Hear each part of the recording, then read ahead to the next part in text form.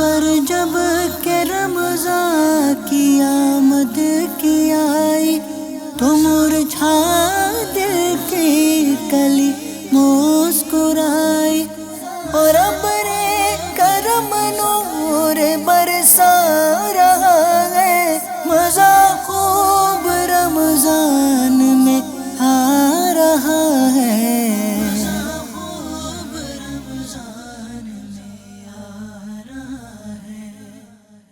الحمدللہ رب العالمین والصلاة والسلام علی سید المرسلین، اما بعد فاعوذ باللہ من الشیطان الرجیم، بسم اللہ الرحمن الرحیم۔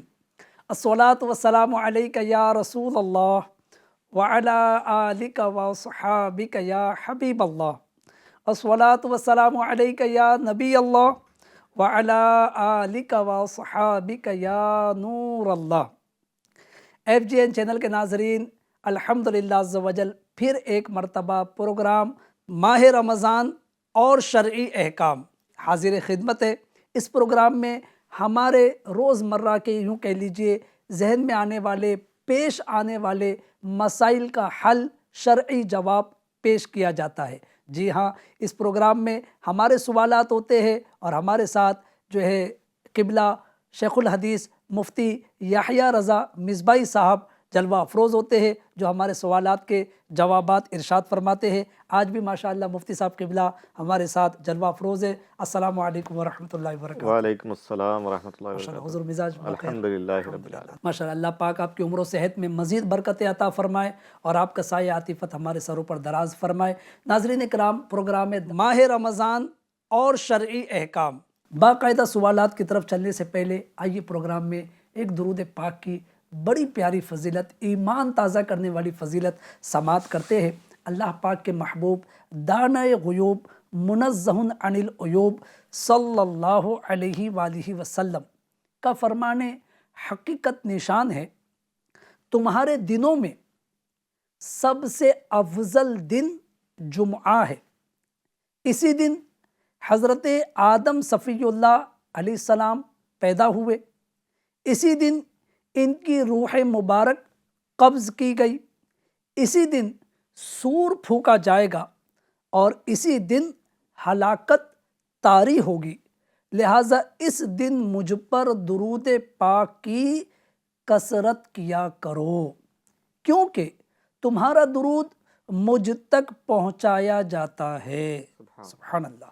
صحابہ کرام علیہم رضوان نے عرض کی، یا رسول اللہ صلی اللہ علیہ وآلہ وسلم، آپ کے وصال کے بعد درود پاک آپ تک کیسے پہنچایا جائے گا؟ ارشاد فرمایا، اللہ پاک نے انبیاء کرام علیہم السلام کے جسموں کو کھانا زمین پر حرام فرما دیا ہے۔ سبحان اللہ۔ ناظرین اکرام، کتنی پیاری درود پاک کی فضیلت ہم نے سنی، بالخصوص جمعہ کے دن کی درود پاک پڑھنے کی فضیلت ہم نے سماعت کی۔ تو بالعموم روزانہ، بالخصوص شب جمعہ اور روز جمعہ ہمیں درود پاک کی کثرت کرنی چاہیے۔ اللہ پاک ہمیں زیادہ سے زیادہ درود پڑھنے کی توفیق عطا فرمائے۔ عقیدت و محبت کے ساتھ درود پاک پڑھ لیتے ہیں۔ صلو علی الحبیب صلی اللہ علی محمد وعلی آلہ وصحابہ وبارک وسلم۔ ناظرین اکرام، پروگرام ہے ماہ رمضان اور شرعی احکام۔ ہمارے سوالات ہوں گے اور مفتی یحییٰ رضا مصباحی صاحب قبلہ کے جوابات ہوں گے۔ حضور، ایک سوال یہ پیش آیا تھا، جو سوالات ہیں ہمارے پاس میں، اس میں ایک سوال یہ ہے کہ مسافر جو نماز میں قصر کرتا ہے تو نماز قصر کے لیے کتنے دن کا قیام ہونا ضروری ہے؟ 2 دن، 4 دن، 8 دن، کتنے دن کے سفر پر جائے حضور تو وہ نماز قصر کرے گا، ورنہ وہ نارمل پڑھے گا؟ اس سے پہلے ایک ایپیسوڈ میں ہم اس کے مسائل بیان کر چکے ہیں کہ سفر کیا ہوتا ہے اور اس کی مقدار کیا ہوتی ہے، وطن کیا ہوتا ہے، وطن اقامت کیا ہوتا ہے، اور وطن اصلی کیا ہوتا ہے۔ صحیح۔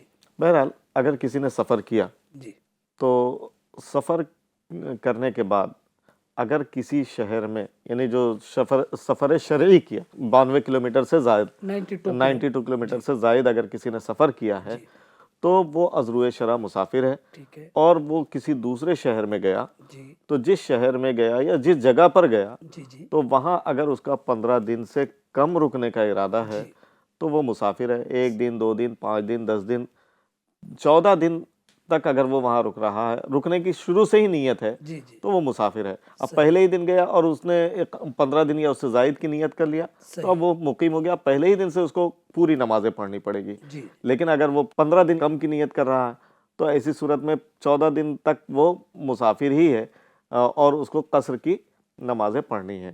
ہاں اگر اس نے اب اگر نیت چینج کیا ٹھیک ہے تو اب سے اگر وہ 15 دن ہو رہے ہیں اس کو تو اس کو پوری نمازیں پڑھنی ہوں گی. لیکن اس سے پہلے کی جو نمازیں اگر وہ قصر کی یعنی اس نے اقامت کی نیت نہیں کیا تھا جی جی تو قصر ہی پڑھنی ہوگی. قصر ہی پڑے گا. ماشاءاللہ یہ بہت بہترین جواب حضور. اس کے ساتھ اچھا قصر کن نمازوں میں ہوگا اور کس طرح ہوگا؟ جی اس سے پہلے کے ایپیسوڈ میں اس کو بیان کیا گیا جی چونکہ یہ ظہر ریلیٹڈ ہے سوال، جی. تو میں نے کہا کہ جو پہلے کا ایپیسوڈ جنہوں نے دیکھا وہ بہت اچھی بات، ورنہ جو یہ ایپیسوڈ دیکھ رہے تو ان کو مکمل جواب مل جائے. ظہر عصر اور عشاء جی کی فرض نمازوں میں جی قصر کی جائے گی، یعنی 4 رکعت والی نمازوں کو 2 رکعت پڑھی جائے گی. باقی فجر اور مغرب جو ہے وہ جیسی پڑھی جاتی ہے ویسی پڑھی جائے گی. اس طرح سنن و نوافل سنتیں اور نفلیں جو ہے جی جی وہ جیسی پڑھی جاتی ہے ویسی پڑھی جائے گی. ماشاءاللہ. صرف جو قصر ہے وہ چار ظہر عصر رکعتوں اور والی عشاء میں، والی چار میں رکعتوں 4 والی رکعت والی کو 2 پڑھی جائے گی. ماشاءاللہ بہت بہترین جواب. ناظرین یہ یوں کہہ سکتے ہیں کہ اکثر و بیشتر یہ مسائل ہمیں پیش آتے ہیں، اکثر و بیشتر اس کا جواب ہم سنتے بھی ہیں، لیکن کیا کریں یادداشت حافظے کی کمزوری ہے کہ ہم شاید بھول جاتے ہیں. تو پھر ایک مرتبہ مفتی صاحب قبلہ نے بڑے پیارے انداز سے بالکل تفصیل وار اس کا جواب ہمیں ارشاد فرما دیا. جو یاد رکھنے والی بات ہے نا ناظرین وہ یہ ہے کہ سفر کی میعاد 14 دن ہو تو مسافر ہوگا، 15 دن ہو گئی تو مسافر نہیں، ایک بات. دوسرا یہ کہ جو ہے ڈسٹنس 92 کلومیٹر سے کم، یعنی 92 کلومیٹر تک ہو تو مسافر، اس کے آگے ہو، اس سے پہلے شریعت کے اعتبار سے وہ 92 کلومیٹر سے کم ہو تو مسافر نہیں ہے. تو لہٰذا یہ 2 چیزیں یاد رکھ کر اور پھر کس طریقے سے کرنا ہے اس کی تفصیل بھی آپ نے سن لی کہ ظہر عصر اور عشاء جس میں 4 فرائض ہے اس میں 2 پڑھنا ہے، باقی مغرب اور فجر میں جو ہے جیسی نارمل نماز ہے وہی ادا کرنی ہے. اس کے ساتھ ایک چیز یہ بھی بتا دو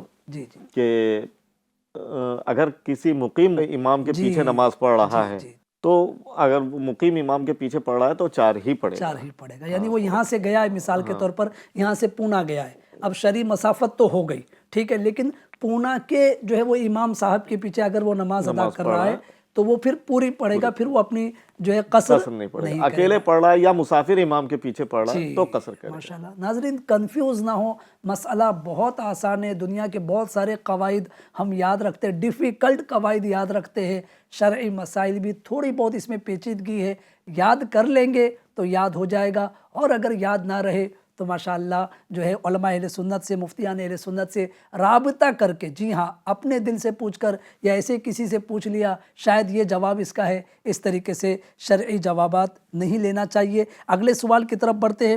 مفتی صاحب ایک اور بات یہ تھی، سوال ہمارے پاس آیا تھا کہ کچھ لوگوں کی یا یوں کہیے کہ خواتین کی ایک عادت ہوتی ہے بات بات میں منت ماننا.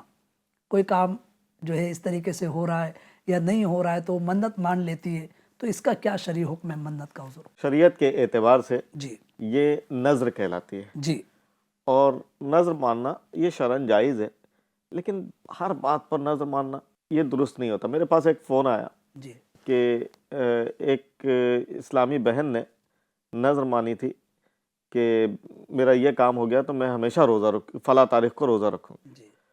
اب وہ ایک زمانے تک روزہ رکھتی رہی، اب بہت شدید بیمار ہو گئی، اللہ اکبر. اب وہ روزہ نہیں رکھ پا رہی ہے. بعض کے عمر کے تقاضے ہوتے ہیں، تو منت یا نذر ایسی مانے کہ جس کو ہم پورا کر سکیں. ہر بات پر نذر مان لینا صحیح یہ درست نہیں لگتا ہے. یعنی مناسب انداز میں نذر مانے، بالکل نذر ماننے کی اہمیت بھی ہے اور فوائد بھی بیان کیے گئے ہیں.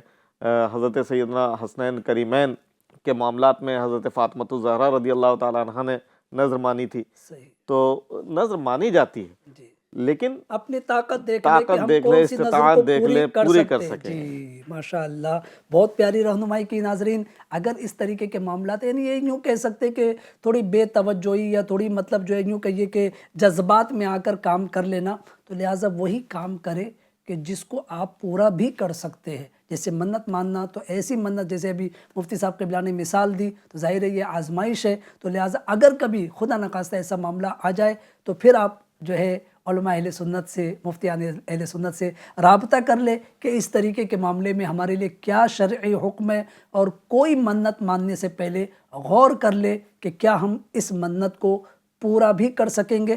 اگلے سوال کی طرف بڑھتے. حضور، شادی سے پہلے منگنی کا طریقہ رائج ہے، شرعی اعتبار سے اس کی کیا اہمیت ہے؟ کیا ضروری ہے شادی سے پہلے منگنی کرنا؟ دیکھیں، ہمارے معاشرے میں جی آج عجیب حال ہو گیا ہے. وہ بہت ساری ایسی رسوم کو ہم نے اپنے اندر نافذ کر لیا ہے جس کا شریعت میں کوئی عطا پتہ نہیں ہے. صحیح. انہی چیزوں میں ایک چیز ہے منگنی. اچھا. منگنی کا شریعت میں کوئی کانسیپٹ نہیں ہے. ٹھیک ہے، بات چیت پکی کرنے کے لیے جا رہے ہیں، تو اگر جائز طریقے سے اگر یہ سب ہو رہا تو جواز کی صورت نکل سکتی ہے، لیکن وہ ایک دائرے میں رہ کر. لیکن ہمارے معاشرے میں جو منگنی ہوتی ہے تو بڑی خرافات ہوتی ہے. اس میں ڈھول باجے بھی بجتے ہیں، عجیب طریقے سے ہنگامے بھی ہوتے ہیں. پھر اس میں سب سے بڑی خرابی کہ لڑکا یعنی دولہا، ہونے والا دولہا ہونے والی دلہن کو انگوٹھی پہناتا ہے اور دلہن دولہے کو انگوٹھی پہناتی ہے. تو جب تک کہ نکاح نہیں ہو جاتا یہ ایک دوسرے کے لیے غیر محرم ہے، اور یہ لڑکا لڑکی کو اور لڑکی لڑکے کو انگوٹھی نہیں پہنا سکتی. تو یہ منگنیوں میں عموماً ہوتا ہے، تو یہ شرعاً جائز نہیں ہے. اس طریقے کے اور بھی بہت سے خرافات منگنیوں میں ہوتی ہے. شریعت نے فرمایا ہے کہ نکاح کو آسان کرو. ہمیں شریعت کے مطابق نکاح منعقد کرنا چاہیے. اپنے اوپر بہت سارے ہم نے رسومات لاد لیے، خود ہی اپنے اوپر بوجھ لاد لیا، ہلدی کی رسم ہے، خود ہی مہندی اس کی بوجھ رسم سے ہے، پریشان بھی ہے. پھر ہلدی کی رسم ہے، مہندی کی بعض رسم ہے، مرتبہ یہ نہ تو جانے ہوتا ہے کون کون حضور سی کہ رسم. منگنی میں اتنے اخراجات، اتنے مہمان، اتنا سب کچھ ہو جاتا ہے کہ آخر میں جملہ بھی لوگوں سے ادا ہوتا ہے کہ یار خالی نکاح ہی تو باقی تھا، قاضی صاحب کو بلا لیتے تو نکاح بھی ہو جاتا، خرچ تو اتنا ہی ہوا، مہمان اتنے ہی آئے، کھانا وغیرہ اتنا ہی ہوا. کاش وہ ایسا ہی ہو جائے. جی، اور وہ بھی مطلب سادگی کے ساتھ.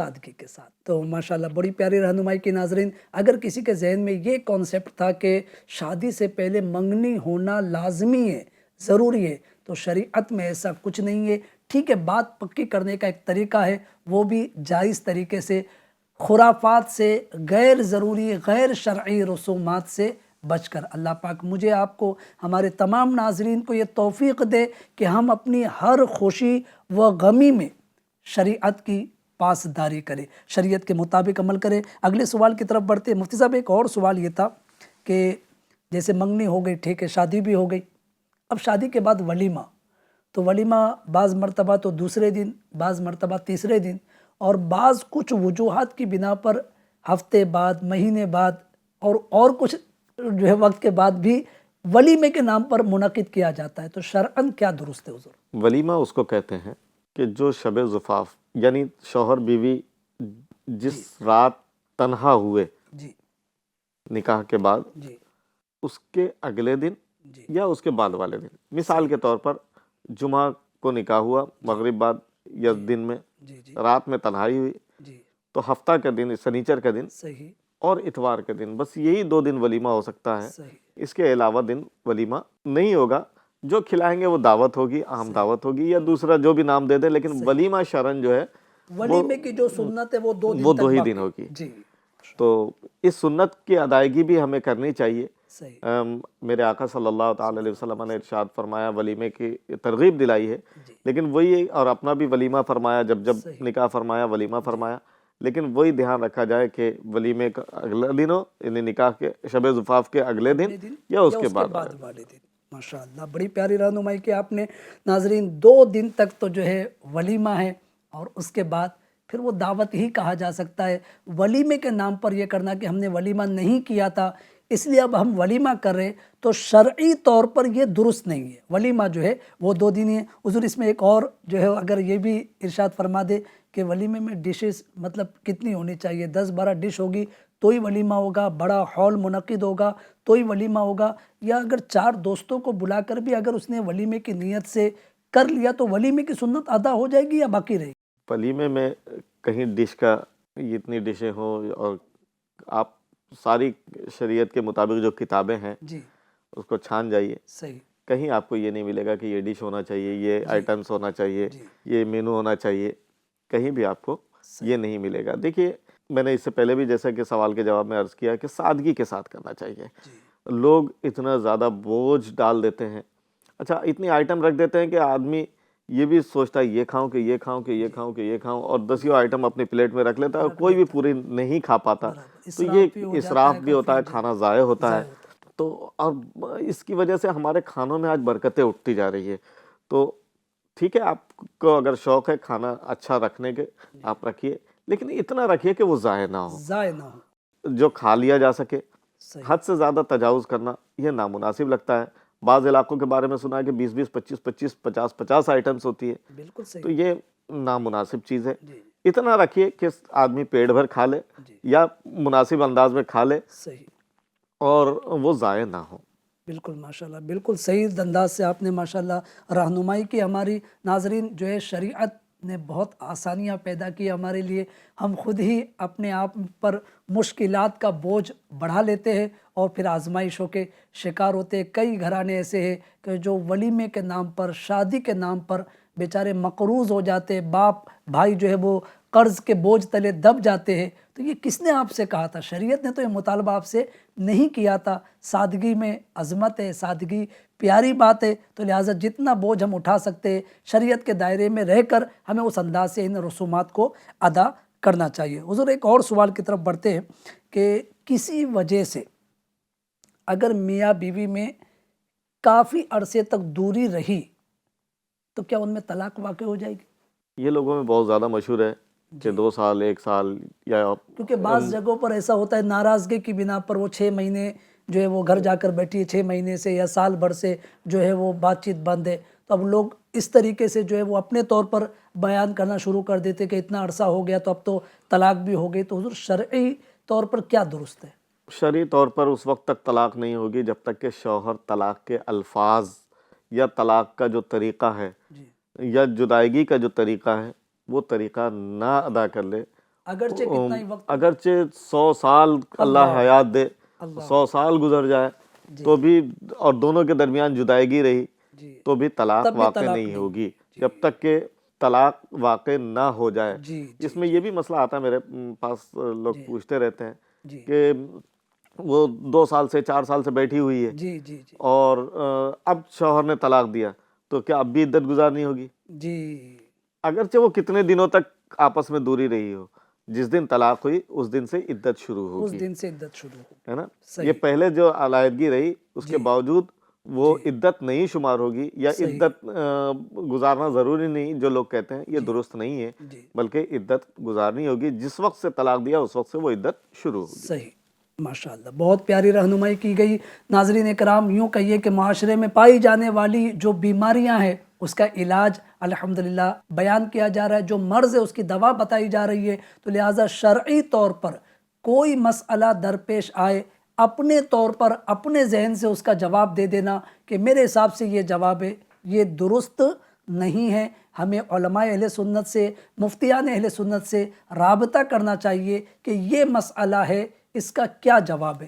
ظاہر سی بات ہے ناظرین، کوئی بیمار ہوتا ہے تو اپنے طور پر تھوڑی دوائی کر لیتا ہے کہ میڈیکل میں یہ دوائی ملتی ہے میں لے لیتا ہوں، مجھے پین ہو رہا ہے سینے میں تو ہارٹ کی دوائی لے لیتا ہوں۔ نہیں، پہلے وہ اسپیشلسٹ سے رابطہ کرتا ہے، کیا نوعیت ہے، جیسے وہ علاج تجویز کرتا ہے اس کے مطابق وہ علاج کرتا ہے۔ تو لہٰذا شرعی مسائل میں بھی مجھے اور آپ کو چاہیے کہ شرعی رہنمائی لی جائے، مفتیان اہل سنت سے، علماء اہل سنت سے رابطہ کیا جائے۔ مفتی صاحب ایک اور سوال، حضور عدت کے دوران جو ہے ناخن کاٹنے کا جو ہے وہ کیا مسئلہ ہے؟ ناخن کاٹ سکتی ہے؟ شرعاً ناخن کاٹنے میں کوئی مذائقہ نہیں ہے۔ صحیح، نہیں، ناخن وغیرہ کاٹ سکتی ہے، کوئی مسئلہ نہیں ہے۔ ایک اور سوال کی طرف بڑھتے حضور، معاشرے میں ایک یہ بیماری بھی جو ہے یوں کہیے کہ سرایت کرتی جا رہی ہے، عام ہوتی جا رہی ہے، جھوٹے بل بنوانا۔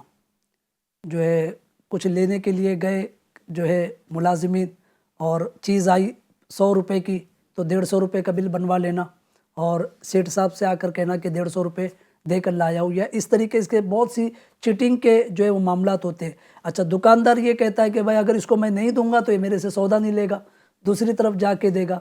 तो लेने वाले का ये लेना का क्या हुक्म है और बिल बनाकर इस तरह झूठे बिल देने वाले का क्या हुक्म है? ये धोखा है, जी और धोखा चाहे जिसकी भी जानिब से हो, जी दुकानदार की जानिब से हो जी या बिल जो बनवा रहा है, जी वो दोनों की तरफ से ये दुरुस्त नहीं है। इस तरीके का बिल बनवाना या बनाना जी ये शरअन जायज़ नहीं है, ये धोखा है। धोखे से इस्लाम ने, शरीयत ने मना किया है और इसकी बड़ी सख्त वईदें आई है। सही। मन गश्शा फलैसा मिन्ना, मेरे आका सल्लल्लाहु अलैहि वसल्लम ने इरशाद फरमाया, जिसने धोखा दिया वो हम में से नहीं है। लिहाजा धोखेबाजी से बचना चाहिए। बहुत खूब नाजरीन, जो है पता चला कि जो है बिल्कुल तवज्जो रखनी चाहिए। बाज़ लोगों की ये आदत बनती जा रही है जो बिलखुसूस मज़दूरियाँ करते हैं, जो है मुलाजिमत करते हैं, वो सेठ के साथ इस तरीके से चीटिंग कर रहे होते हैं। बाज़ दुकानदार भी ऐसे ग्राहकों को बिल्कुल जो है 10%, 20%, 50% तक जो है वो मुनाफा दे रहे होते हैं, और उनकी ये सोच होती है कि ये अगर हम नहीं देंगे तो ये हमसे माल नहीं लेगा। याद रखिए, रज़्ज़ाक़ हकीकी अल्लाह पाक है। धोखे से इस्लाम ने हमें मना किया है, तो किसी के साथ धोखा नहीं होना चाहिए। तो इस तरीके से बिल, झूठे बिल बनवाना, बड़ा करके लगाना, ये शरअन दुरुस्त नहीं है। मुफ्ती साहब, एक और सवाल था कि औरत का मर्दाना लिबास पहनना कैसा? हदीस पाक में औरतों के मर्दाना लिबास और मर्दों को औरतों वाले लिबास पहनने की सख्त ममानात आई है। सही। और इसे दुरुस्त नहीं करार दिया गया है, ये नाजायज़ है, गुनाह का काम है। तो वो औरतें जो मर्दों का लिबास पहनती हैं या वो मर्द जो औरतों की जैसी मुशाबहत इख्तियार करते हैं, ये शरअन जायज़ नहीं है, इससे उन्हें तौबा करना चाहिए। माशाअल्लाह, बिल्कुल प्यारी रहनुमाई की। एहतियात कीजिए, अपने घर में भी इन मामलात पर तवज्जो रखिए। अगर हमारी बच्चियां बड़ी है और अगर वो मर्दाना लिबास पहन रही है तो ये मेरी और आपकी ज़िम्मेदारी है कि हम उनकी शरई रहनुमाई करें, उन्हें ज़नाना लिबास ही पहनाएं। मुफ्ती साहब, एक और सवाल था, प्याज खाना कैसा है? खाने के दौरान कभी आती है, कभी कचुम्बर के तौर पर। बाज़ लोगों की आदत होती है कि वो जायके के तौर पर कच्ची प्याज भी खाने के साथ इस्तेमाल कर रहे होते हैं, तो क्या शरई हुक्म है? प्याज इस वक्त तो ज़िंदगी का एक जुज़्व ला यनफ़क, यानी ऐसा जुज़ हो चुका है कि जिससे दूर रहना मुश्किल हो गया। सही। ऐसा नहीं है कि प्याज ना खाए तो आदमी ज़िंदा नहीं रहेगा, लेकिन ये ज़िंदगी का एक हिस्सा बन चुका है और शरअन प्याज खाने में कोई ममानात भी नहीं है। अलबत्ता प्याज खाकर मस्जिद में जाने की ममानात है कि उसकी बू से फरिश्तों को तकलीफ़ पहुंचती है, इसलिए प्याज खाकर, कच्ची प्याज खाकर मस्जिद में जाना ये मना है। अगर वही पकी हुई प्याज थी जिसकी बू ज़ाइल हो गई, जैसे सालन वगैरह में आप खाते हैं, और फिर उसके बाद मस्जिद में गए, तो शरअन कोई कबाहत नहीं है। ये उस प्याज के ताल्लुक से गुफ्तगू है जो कच्ची हो, उसको खा, जिसकी बू बरकरार रहती है। कच्ची प्याज और लहसुन खा के मस्जिद में नहीं जाना, तो अमूमन मुंह में बू आ जाती है, तो उसको खा के जाना मस्जिद में मना, नाजायज़। बिल्कुल सही है। नाजरीन, बड़ी प्यारी रहनुमाई हमारी की जा रही है, और यूँ कहिए कि इसमें भी एक तादाद है जो शायद जो है वो गलत फहमी का शिकार हो, तो लिहाजा यही हमारी रहनुमाई की गई है कि कच्ची प्याज, जी हाँ, जो उमूमन कच्ची प्याज खाई जाती है, वो कच्ची प्याज जो है खा करके फ़ौरन मस्जिद में जाना, जबकि बू मौजूद हो, ये शरअन दुरुस्त नहीं है। अलबत्ता जिस सालन में या जिस बिरयानी में या जो भी डिश हमने बनाई है उसके अंदर अगर प्याज, पकी हुई प्याज है, तो वो खाने में कोई हरज नहीं है। हम सबको चाहिए कि हमें जो भी मसाइल पेश आए उसमें हम शरई रहनुमाई ज़रूर लिया करें, ताकि दुरुस्त तरीके से हम उस पर अमल कर सके, और जो ना दुरुस्त है, जो है यूँ कहिए कि गलत है, उससे अपने आप को बचा सके। यही नीयत है FGN चैनल की कि अपने नाजरीन की सही अंदाज से जो है वो रहनुमाई की जाए। माशाअल्लाह, इसी तरीके के मसाइल पहले भी बयान किए गए, आज भी बयान हुए, और इंशाअल्लाह आइंदा एपिसोड में भी बयान होते रहेंगे। तो अपने आप को शरई गलतियों से बचाने के लिए आपसे मेरी गुजारिश है कि ये प्रोग्राम, इस तरीके के प्रोग्राम ज़रूर देखते रहिए और दूसरों को भी इसकी दावत दीजिए। अल्लाह पाक हम सबको दुरुस्त मसाइल पर अमल करने की और गलत मसाइल से बचने की तौफीक अता फरमाए। FGN चैनल دیکھتے رہیے اور اس کی دعوت عام کرتے رہیے. صلو علی الحبیب صلی اللہ علی محمد وعلی آلہ وصحبہ وبارک وسلم. خبر جب کہ رمضان کی آمد کی آئی تو مرجھا دل کی کلی مسکرائی اور ابر کرم نور برسا رہا ہے. مزہ خوب رمضان میں